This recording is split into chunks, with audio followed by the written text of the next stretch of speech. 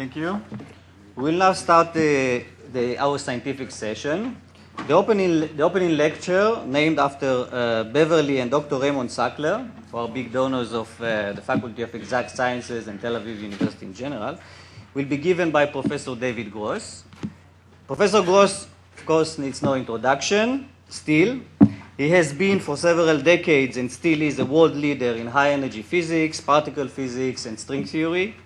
He received numerous prestigious prizes, and in particular, he has been awarded together with Frank Wilczek and David Politzer with the Nobel Prize in Physics in the year 2004, actually 5 years and 2 days ago, for the discovery of asymptotic freedom in the theory of strong interactions. This fundamental discovery is once again a splendid example of how intuition may mislead us when exploring the nature of physical laws.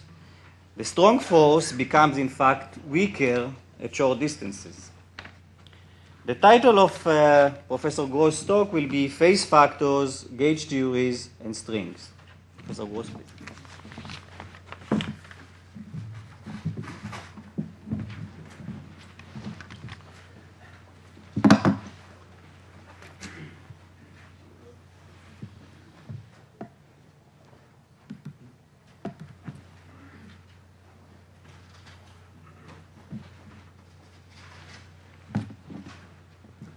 Well, it's a great pleasure to be here and to help celebrate 50 years of the Aharonov-Bohm Effect and to discuss all the physics connected with it.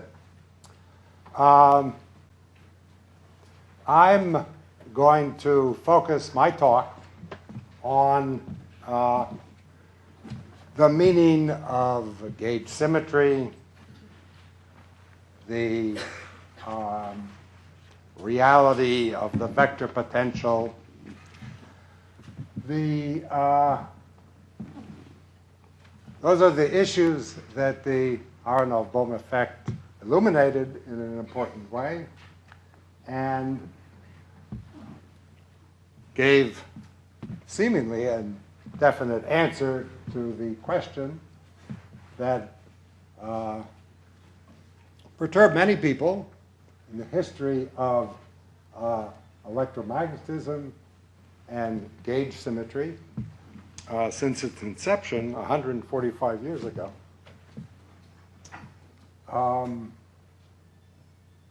It's interesting to note that the notion of gauge symmetry is the idea which was first appeared in Maxwell's formulation of electrodynamics is 145 years old.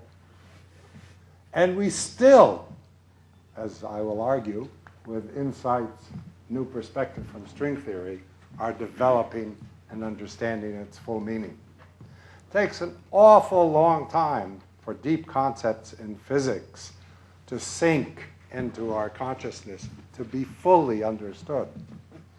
That's why I think that quantum mechanics, which is only 85 years old, is still a young subject. And of course, the Aharonov-Bohm effect is a good example of how the two are now intermeshed. But I think we have for sure at least another 65 years or 60 years of exploring the deeper concepts of quantum mechanics and perhaps much more. Our understanding, to some extent, of these deep concepts in physics takes generations. I hate to paraphrase Keynes in this respect because it's beginning to disturb me. Physics progresses from funeral to funeral.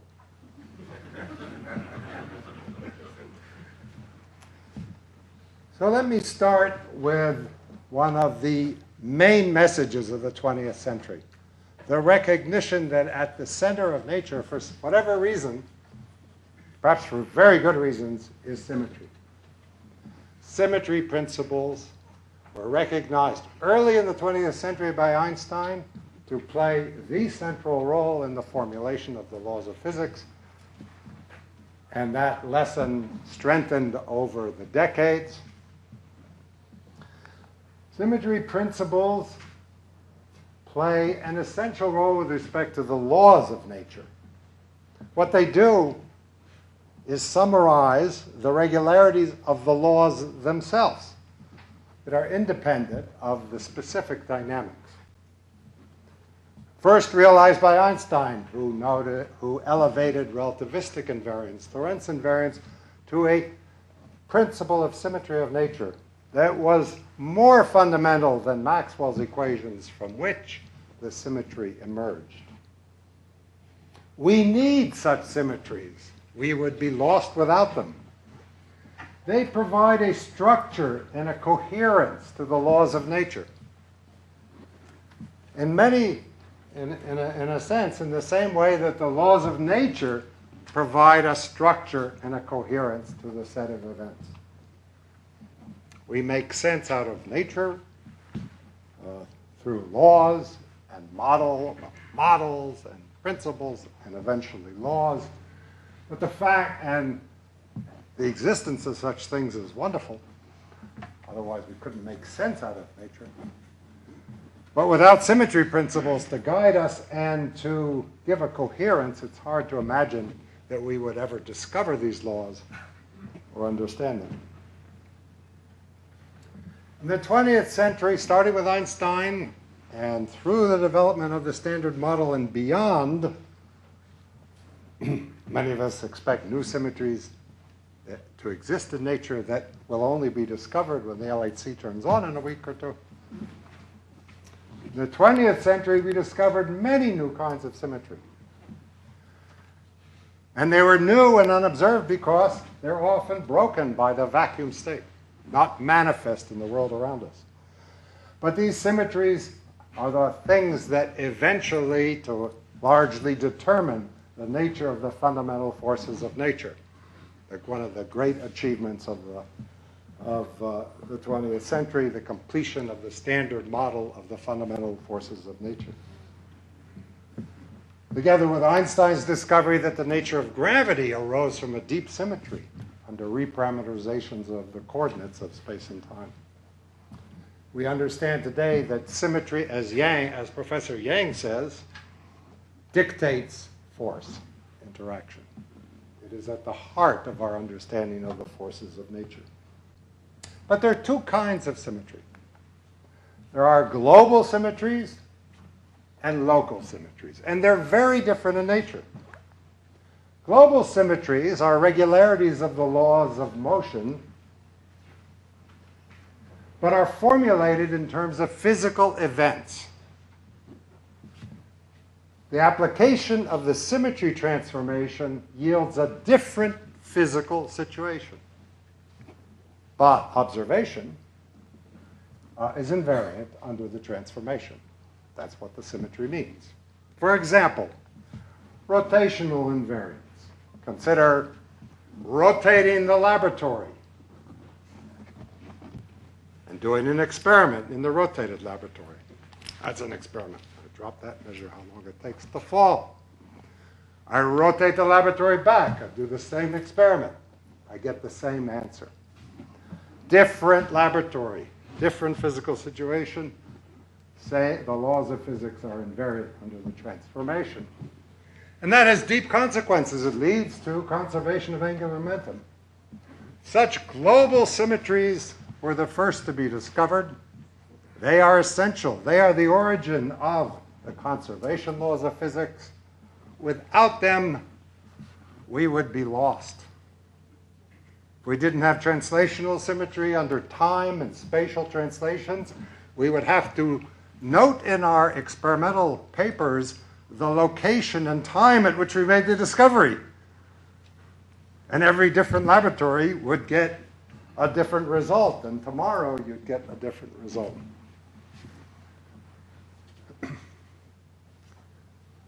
These global symmetries, we now believe, are incidental.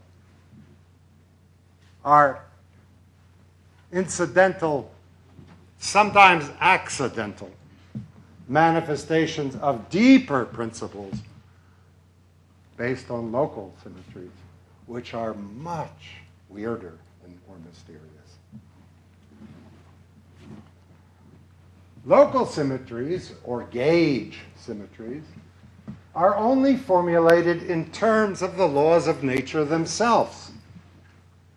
When you apply the symmetry transformation, you only change our description of the same physical situation. You don't get a new physical situation. In electrodynamics, if I make a gauge transformation on my laboratory, I don't change the laboratory as I do when I rotate it. All I change is the way I describe the laboratory. That doesn't seem like very interesting or powerful. The prime example of this, the first example was Maxwell's equations. Maxwell introduced to describe the electric and magnetic fields which were physically observable in his time, primarily by Faraday, a potential, a vector and a scalar potential, in terms of which he expressed the electromagnetic fields. The electric and magnetic fields, which in Maxwell's theory gave rise to forces on charged particles.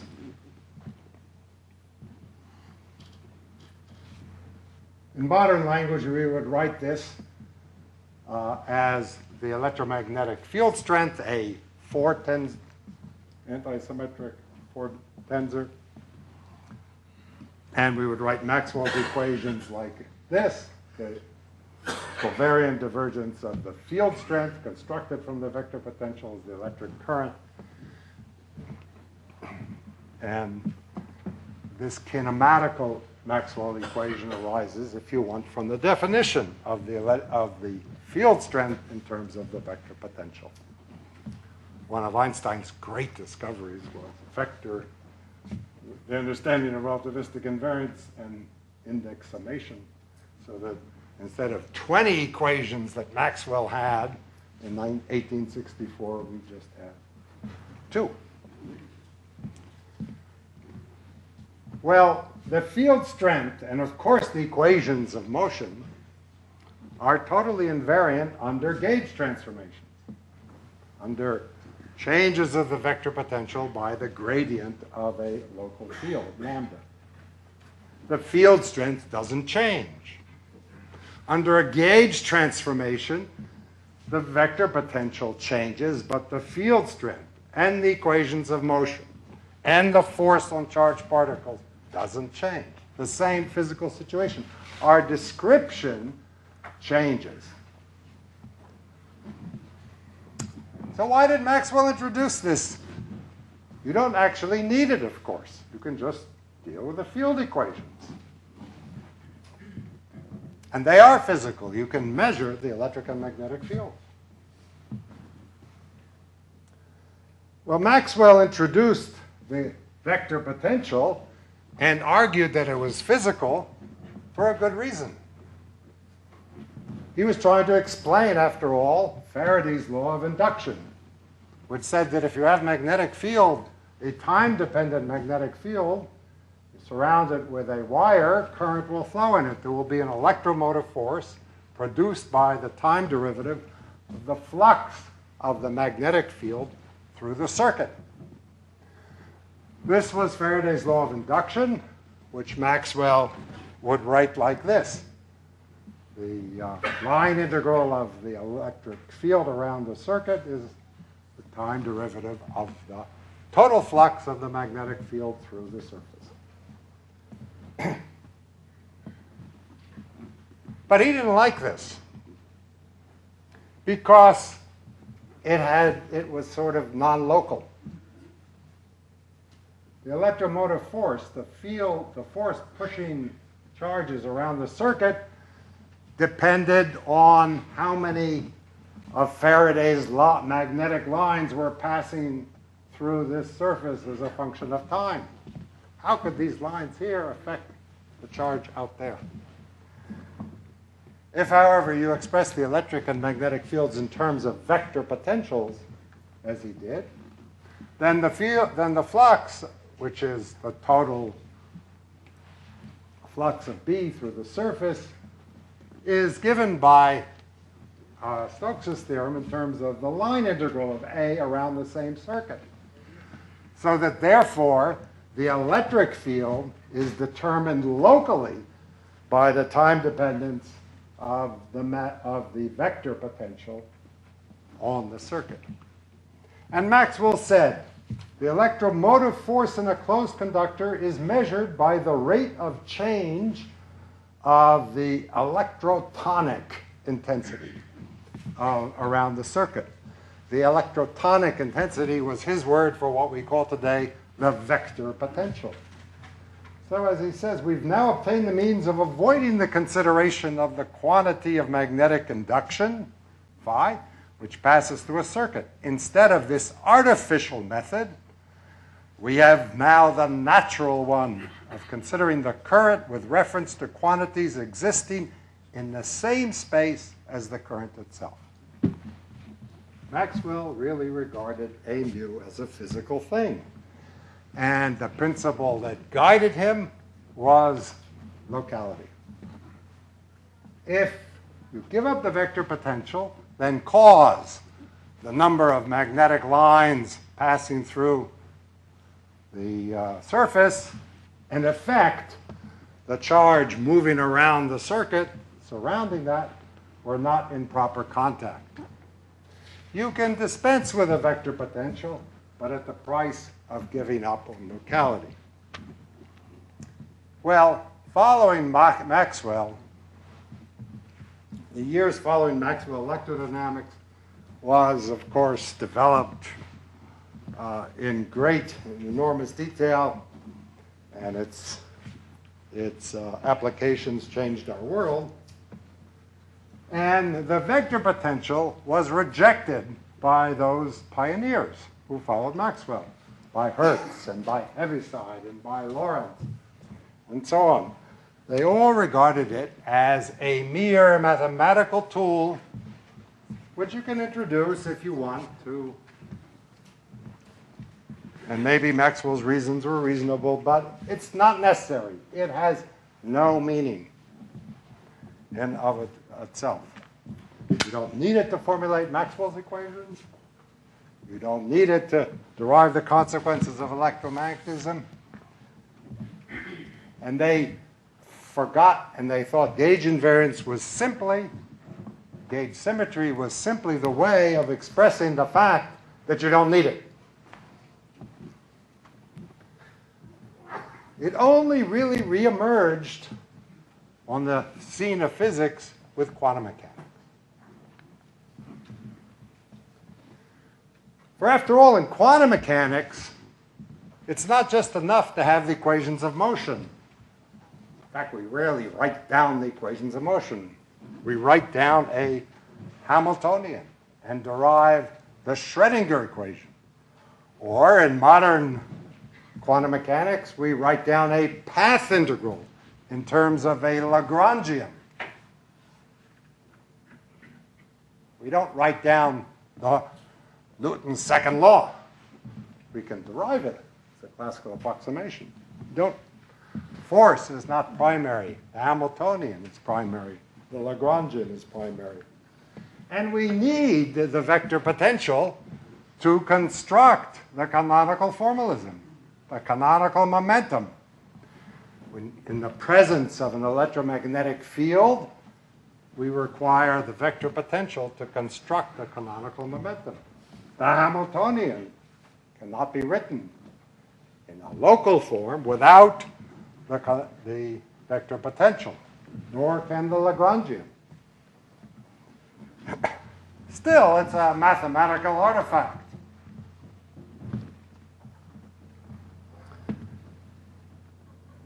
An interesting turn came when another gauge theory was discovered, a very important gauge theory, the theory of general relativity. When Einstein realized that the equivalence principle implied that our description of space-time itself is subject to an enormous gauge invariance in which we're allowed to make local reparameterizations of the coordinates of space-time themselves, and that the laws of physics, the observables of physics, should not be changed.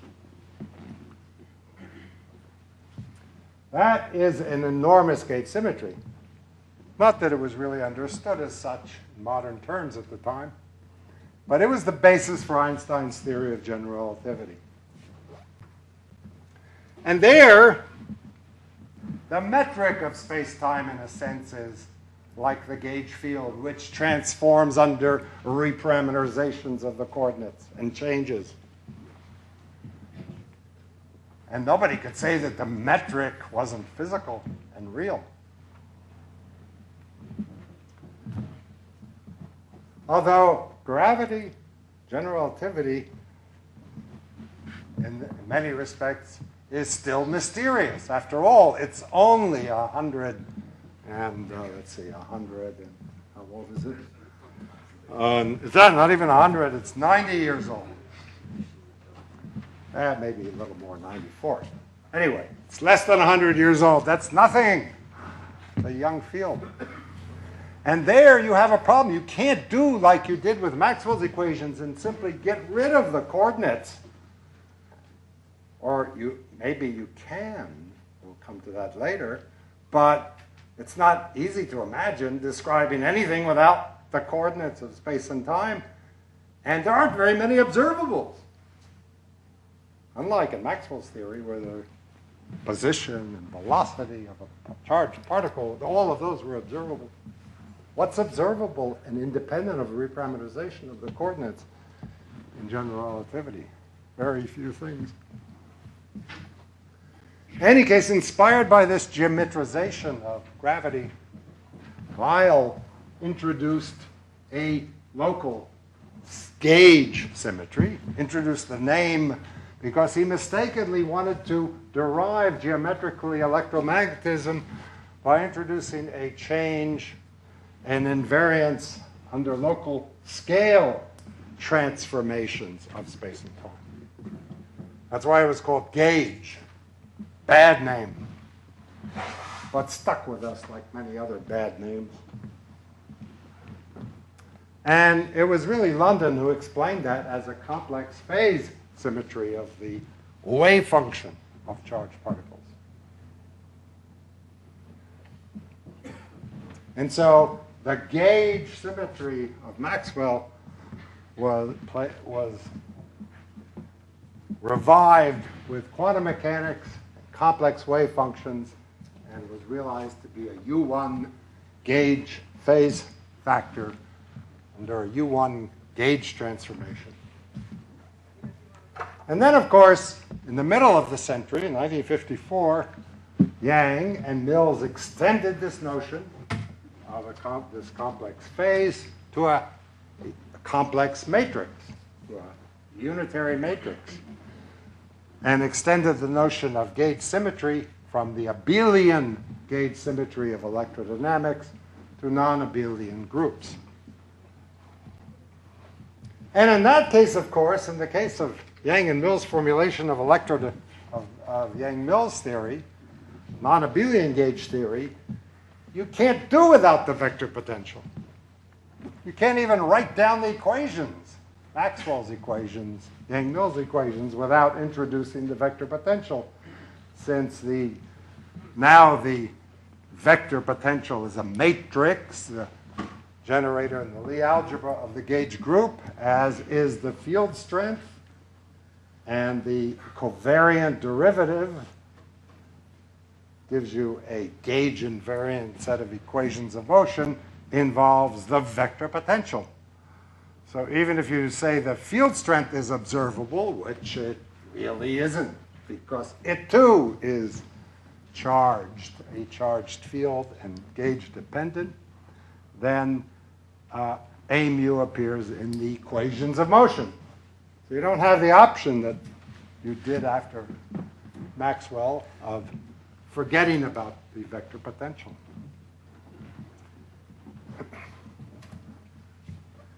And then, of course, even before that, in the 30s, Dirac considered how magnetic monopoles appear in quantum mechanics.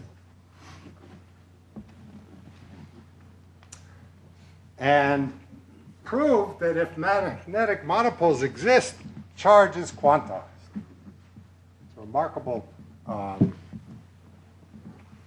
observation,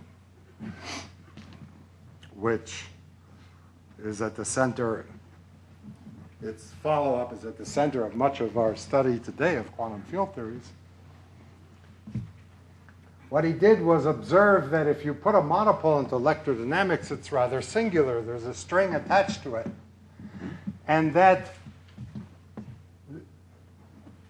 however, if the monopole and the charges, the basic charges in nature, satisfy a certain quantization condition, then this string has no observable effects.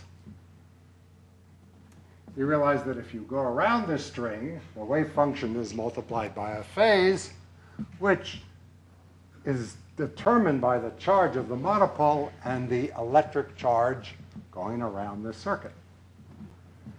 And in order for the string to have no observable effect, this phase should be a multiple of 2 pi.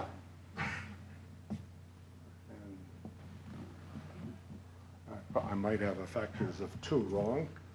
Consequently, the product of the electric charge and the magnetic charge, or all possible electric charges or magnetic charges, should be in the appropriate fundamental units in integer. And if there exists in the world one magnetic monopole, then all electric charges would be quantized as they appear to be.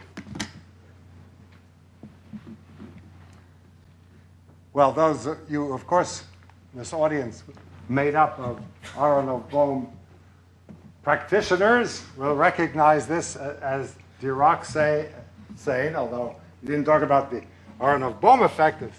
What he was essentially demanding was that there be no Aharonov-Bohm effect in order to get an integer.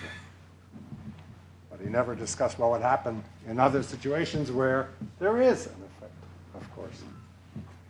And the Aharonov-Bohm effect really made it very beautifully conclusive that the vector potential is real.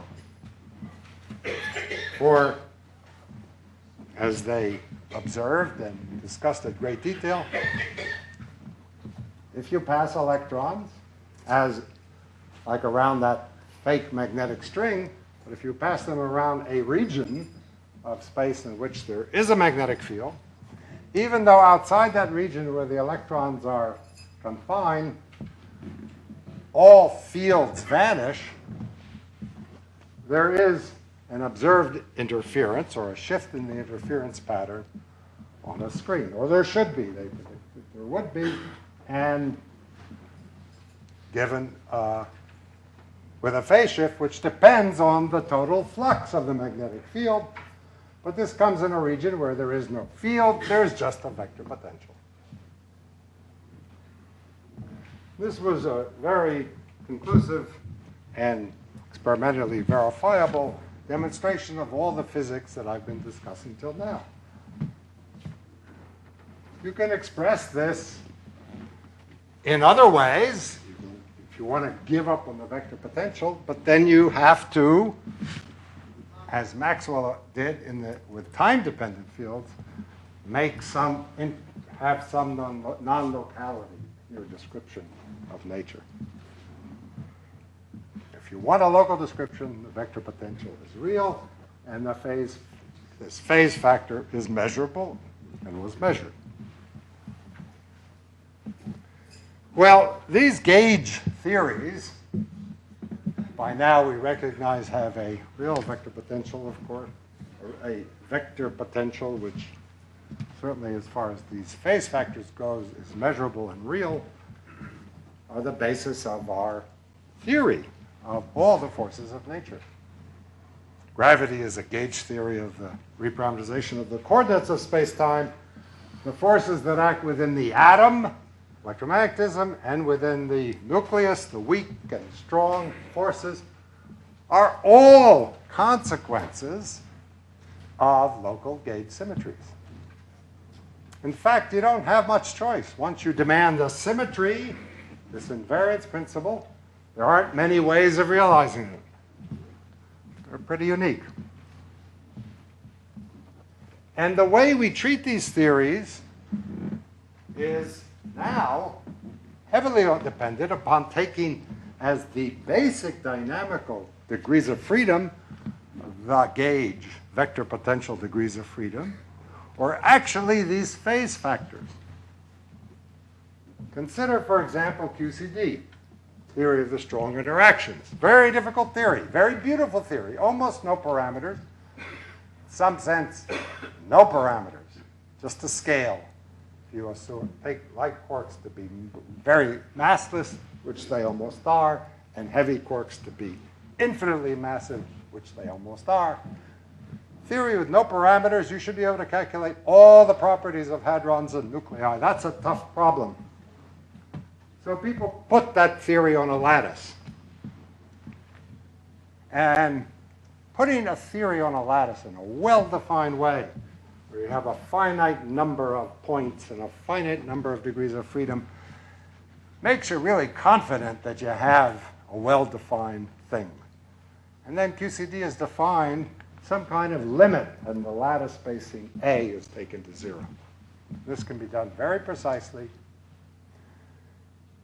and illuminates the real essence of a theory. If you could really put it on a computer, then you understand it. And when you do that, you discover that the basic variables don't live at points, but they actually live on links. They're non-local. They're these little integrals of the gauge field of the vector potential from one point to the neighboring point. The basic variables are non-local links, phase factors. They're not by themselves gauge invariant. You can make a rotation in the case of strong interactions, SU3 at this end, and a different rotation at this end. And the observables actually live on these plaquettes. When you go around, take the trace of those four matrices, you get an observable from which you can sort of extract this phase factor, and in the limit of small gauge field, the field strengths. But the field strengths are derived quantities. They never appear in the formulation of the theory. They're just approximations to one class of observables. Basic observables are these little line integrals of the gauge vector potential. And the basic observables are these phase factors that Aharonov and Bohm show contain physical information. This lattice QCD with big lattices of 30 times 30 times 30 times 30 points in space and time have been used now in large, massive computers, and lots of people working very hard to calculate the mass spectrum of hadrons, of nucleons. Essentially in terms of no numbers, but if you want to, get the real world, you have to put in a scale for QCD and put in the masses of the light quarks, 3 numbers. But you get the rest. And by now, the success in reproducing the spectrum is spectacular. It's approaching the level of 1%. First principle calculation of the masses of the nucleon, famous omega minus of SU3 of flavor, so on. Okay, so that's the standard model understanding of gauge invariance and of the vector potential. It is the essential degree of freedom. But is this symmetry, gauge symmetry, really a symmetry? Eugene Wigner said, who was a great student of symmetry principles and proponent of symmetry in quantum mechanics, wrote that gauge invariance is, of course, an artificial symmetry. It's similar to that which we could obtain by introducing in our equations the location of a ghost. The equations must be invariant with respect to the coordinates of that ghost. One does not see, in fact, what good the introduction of the coordinate of the ghost does. Well, Wigner, of course, was a deep thinker, and he was both wrong and right at the same time. In the naive sense, the vector potential has no meaning. He was wrong. But in a deeper sense, the gauge symmetry expresses somehow a kind of redundancy of our description of nature. And that the symmetry simply tells us that we're describing it in a redundant way and can make gauge transformation that reduce that redundancy is true. So what, do we really understand this? Well, I don't think so. It'll take another 100 years or more. But we've learned something recently, and I'm going to give you a few lessons from string theory, which I'm sure most of you don't know and suspect. String theory, however, is not different than gauge theory, as we've learned in the last decade. It's the same thing. It's a different side. And that's why it illuminates this issue. In fact, in string theory, as I'll show you, the gauge degrees of freedom could be regarded as dynamical modes of things, of branes, of extended objects, which are, in effect, collective excitations of gravitational degrees of freedom. And therefore, the coordinates of these gauge degrees of freedom that live in this fiber bundle, and I haven't introduced the whole beautiful mathematics of fiber bundle. Hopefully someone will, are emergent. And to some extent, the symmetry that moves them around is because they're redundant descriptions of other degrees of freedom. But equivalently, space itself can be regarded as an emergent description of the dynamics of gauge fields. A description which is automatically then invariant under local changes of the coordinates which really weren't there at all.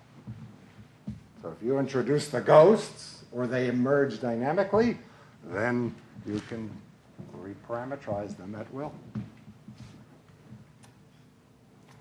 And this is all related to this incredible duality which was there and the motivation for string theory in its beginning, and whose full extent has been revealed over the last 40 years and continues.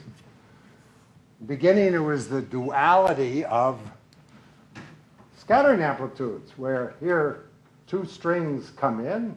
This is an open string coming in and described by this disk, so-called disk amplitude, in which the string propagates and joins with another string and then emerges.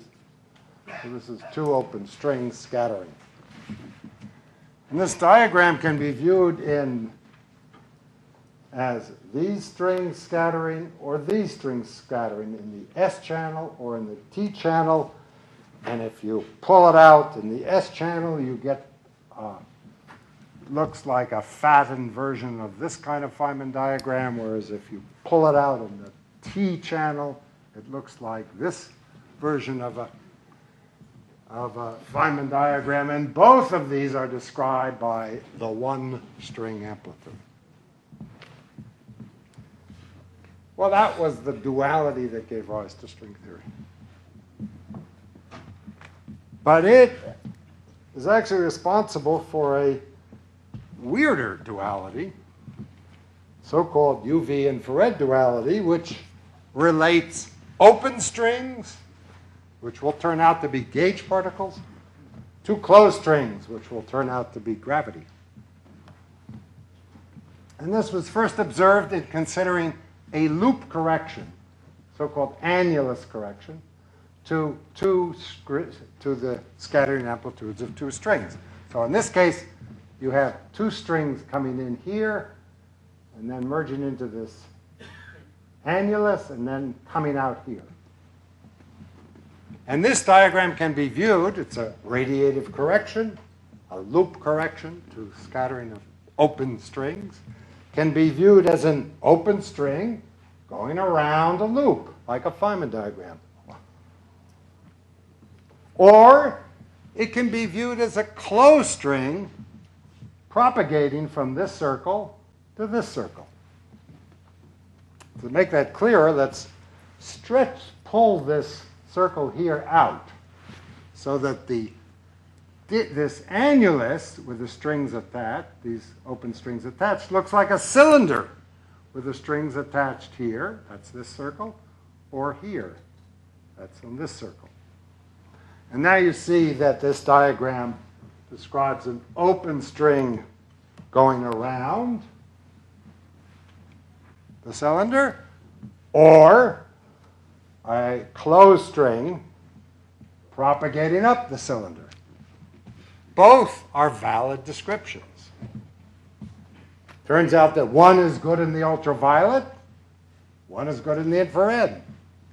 And the ultraviolet behavior of the open strings propagating around gives rise to infrared singularities of the closed string propagation. The closed string description in the ultraviolet describes the open string description in the infrared and vice versa.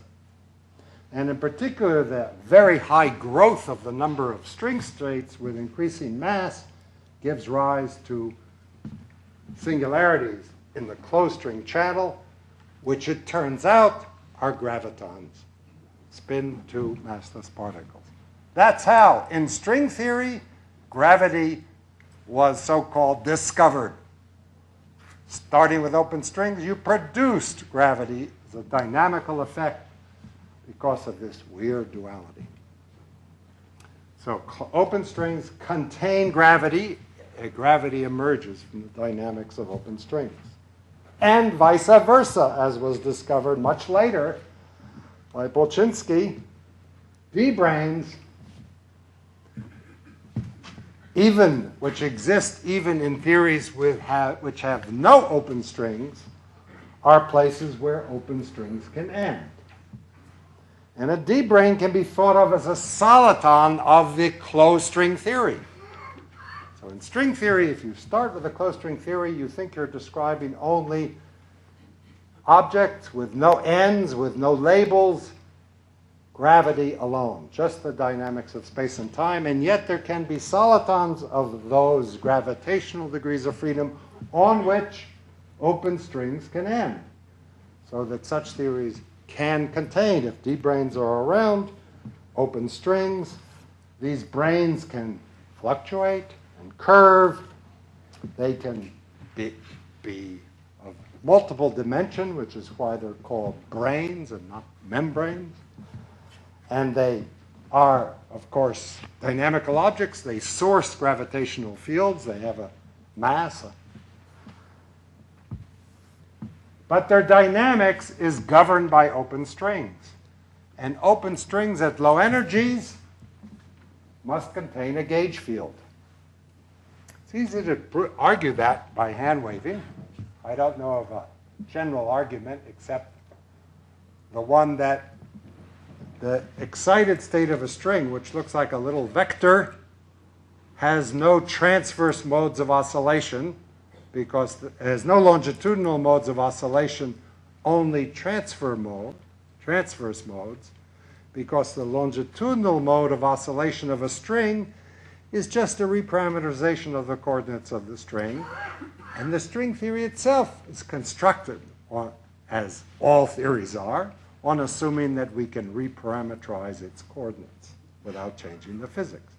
So an open string only has transverse degrees of freedom, and that we know from general principles of Lorentz invariance must be described by a gauge particle, massless gauge particle like the photon or the gluon. So starting with closed string theories, branes produce open strings and gauge fields. If you have a stack of branes, a whole bunch of branes, which you stack up on top of each other, say n of them, then an open string can end on the brane whose label is I or J. So it has two labels associated with it, I and J. And you won't be surprised that the low energy modes of that string is a gauge field with indices IJ, described by, in the simplest case, by an SUN gauge theory, just like we use in the standard model. So start with gravity, no gauge degrees of freedom, no charges, solitons, produce them, and the symmetry is just because there was no ever any local meaning to these particular labeling that we put in. And conversely, you start with the branes, start with a whole lot of branes, describable by a SUN gauge theory. Take the theory to be supersymmetric, because otherwise you can't do very much. Put enough of them in, they have mass. They change the geometry. They curve it. And if you concentrate near the horizon of the black brane that's produced, you discover that the gauge theory decouples near this horizon, which has a geometry of ADS5 cos S5. And you can, as Maldacena conjectured, establish an equivalence between the four-dimensional n equals 4 supersymmetric gauge theory, a close cousin of the standard model, and string theory, a particular version of constructing string theory solutions in an anti-de Sitter background. So starting with the gauge particles, you construct a new dimension of space and a dynamical space-time with gravity. And its coordinates, of course, are invariant under reparameterizations. They weren't there to begin with. Those ghosts were created by the dynamics, and their reparameterizations obviously don't change physics. This is the famous ADS-CFT duality, which has impacted string theory in such a big way in the last decade, and from which we've learned so much because we can use it to learn about gravity from gauge theories and about gauge theory from gravity. Both ways are very informative. Four-dimensional gauge theory, or actually candidate for a quantum critical point. Condensed matter physicists now use this to learn about conformally invariant four-dimensional theories. Gauge theories might provide an example of such. You geometrize the renormalization group, or the scale of objects, in terms of a new dimension. And because of the dynamics I explained previously, you get five-dimensional, actually 10-dimensional. There's a little compact sphere or space in anti-de Sitter space. The fifth dimension that emerges is related in the four-dimensional theory to the scaling of objects in four dimensions. This is a geometrization of the renormalization group. Small objects in the ultraviolet, or small objects in the gauge theory are represented by objects in anti-de Sitter space that are close to its Minkowski boundary. Large objects are far into the bulk. So you move out in 5 dimensions. In the gauge theory, you scale up the size of objects. You can put matter into this, like quarks, and they are indeed bound by strings. So you'd expect they would be confined. But this theory, the simplest example, is conformally invariant, scale invariant, so the potential between two quarks must go like 1 over r. And it does, because the string wanders out into this fifth dimension, which is warped by general relativity, by the energy of these branes, so that the energy out here is much less than it would be if the string was here. The string wanders out such that you get Coulomb's law. If, however, the dynamics cuts off this space, or you do it by hand, you break, you get confinement. You get the actual situation where quarks are coupled are bound by a string with finite tension cut off someplace here. And this actually provides a real model for QCD. And the hope is eventually, and enormous progress has been made on using this to explore the properties of gauge theories, of heavy ion collisions, the quark law in plasma, and now even of quantum critical points in condensed matter physics, superconductivity. The hope is we can break the supersymmetry, and in the case of QCD, really calculate the properties of what you observe when you calculate in a meson, the flux tube connecting two quarks, a fat QCD string. But let me come back to our question I was asking. Are these gauge degrees of freedom real or imaginary? Are gauge degrees of freedom emergent from modes of dynamical space-time? Or is space-time emergent from gauge degrees of freedom? Or both? The answer is, I have no idea. And it's bound to be more interesting and more paradoxical. Both pictures are equally valid, it seems. If I had a bet, I would say both pictures are emergent descriptions of something else, which perhaps is less redundant than all of these descriptions, both of space and time and of gauge degrees of freedom. So but I can't answer what that ultimate description is. However, in our quest to find out, we could do no better than follow Yakir's example in exploring deeply the quantum paradoxes of space and time and force. Thank you.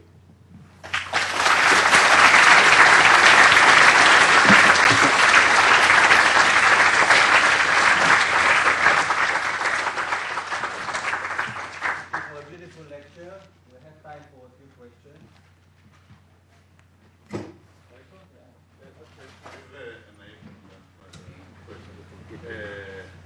The naive questions are the worst. Yes. We give him this so we understand what is the naive question. Thanks. So you explained why, this mapping between 4 dimension and 5 dimensions. Is there a simple way of understanding why 6 more dimensions are needed then? You mentioned this compact, or 5 more. You mentioned this compact sphere. Why can't we do without it?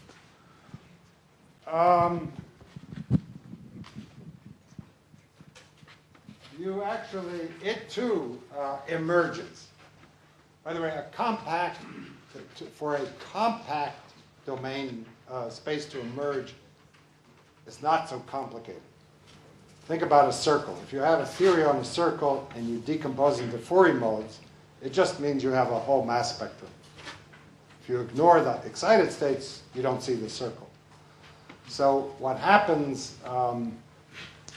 is that there are degrees of freedom in this in this field theory which fill out the modes, this circle, this 5-dimensional sphere, or in other cases a more complicated internal space. There are many answers why 10 dimensions in string theory. They're sort of technical. There's no hand-waving argument. I could explain it to you quite simply in some ways, but it is sort of built into string theory.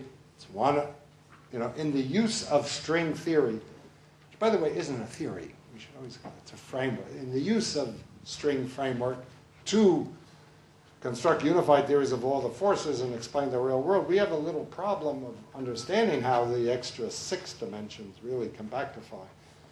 And, but they're sort of built into the consistency of string theory. Although that, as I said, if the dimensions are compact, whether you want to say you have 5 extra dimensions or a lot of degrees of freedom, with equal spacing, is up to you. It's sort of 2 descriptions of the same thing. Excuse me? I have a question. Yaki. Yes. As an outsider, I keep reading that there are something like, I don't know, 10 to the 100 or something solutions to string theory. What can you tell us anything about that? Well, I could give you a whole lecture on that. There are, there are lots of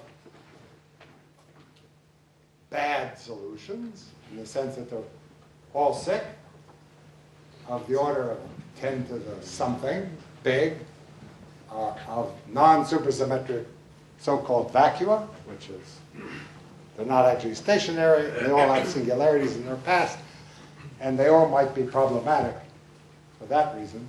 But there are also an infinite number of supersymmetric solutions, which are pretty boring universes where nothing happens. And we don't know what. My view is we're not dealing with a theory. Quantum field theory has an infinite number of solutions or infinite number of theories, parameters you can adjust. String theory has no parameters, but an infinite number of ways of constructing quantum states. But we don't have equations. String theory shouldn't be called a theory. The standard model shouldn't be called a model. The standard model is a theory. Got a few parameters, go out and calculate. String theory is not a theory because we don't have the equations. We don't know what the Hamiltonian, the Lagrangian, the principle, we don't know what the rules are even for discussing quantum cosmologies, which is what we have to discuss. So we have a way of constructing solutions, and there are lots of ways, enormous number or infinite number of constructing solutions. Some people search among those ways of constructing somewhat good solutions, not worrying about the Big Bang. Ones that might look like the real world, and that's very worthy. Should always do that. I think we're missing something to make string framework, a method of constructing solutions, into a theory. I don't know what it is. It has something to do with the puzzles I discussed. It has something to do with cosmology. It'll be a long story. But when we figure it out, it will illuminate both, I am sure, both our understanding of symmetries, local symmetries, and quantum mechanics. Okay, I'm getting the signal that actually we are. One very quick question, Professor Gross, on the Faraday's law and the simple law that you said that the introduction of the vector potential actually deals with locality issues. This is an instantaneous relation that happens at one particular instant. How does this take into account retardation effects? The fact that at the same time, well, I was just quoting. Yeah. So the question was about retardation effect. Well, we all understand it now. When Maxwell wrote that paragraph, he was, I think, a bit confused. I've read some of this history. It's very interesting. Carefully, Maxwell, when Maxwell solved the wave equation, philosophy predicted light, if you want. He used the vector potential in a weird a gauge we don't particularly like today, and I don't think he really understood retarded potentials. And there's no paradox there. Of course, the effects are propagated with the speed of light, And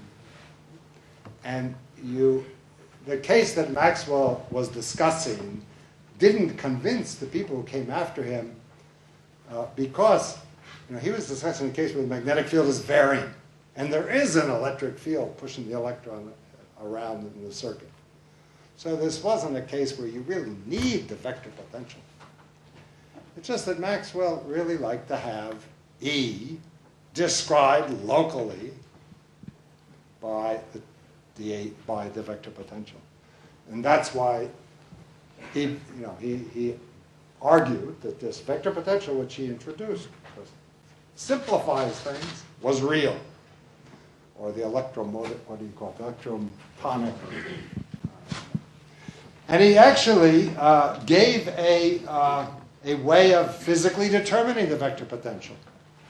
He said the vector potential is the instantaneous momentum multiplied by E. The instantaneous momentum that a charged particle would have at a point if you suddenly remove the fields. So he knew that it was part of the canonical momentum. But you can do away with it, and it's really only in quantum mechanics that it, as Aharonov-Bohm and others showed, plays this essential role. And it's only in non-abelian gauge theories where it really plays an essential role. It can't be discarded at all. But it's just a redundancy of this way of describing physics. So what is real? But so is space and time. Thank you. Okay, coffee is waiting, so let's thank Professor Gross again.